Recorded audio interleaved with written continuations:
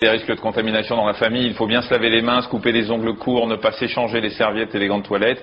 Il faut aussi laver le linge à plus de 60 degrés et avoir bien sûr une bonne hygiène alimentaire. Pour se débarrasser définitivement du parasite, un traitement est souvent indispensable. Il se donne en comprimé, c'est ce qu'on appelle un vermifuge.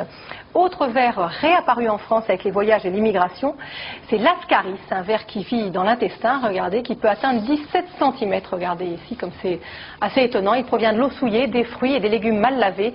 On le trouve surtout dans les pays en voie de développement, quand l'hygiène laisse à désirer. Et puis, pour la pêche, ça doit être pas mal ça.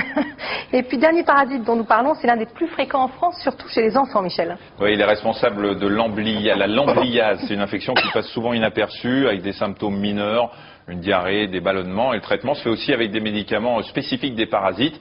Et pour conclure sur les parasites, la plupart sont sans gravité chez les personnes en bonne santé, mais certains peuvent laisser des séquelles, notamment quand ils se logent dans le cerveau ou les poumons, ça arrive. Et chez les personnes immunodéprimées, bien sûr, comme les malades du sida, où les parasites là peuvent être mortels.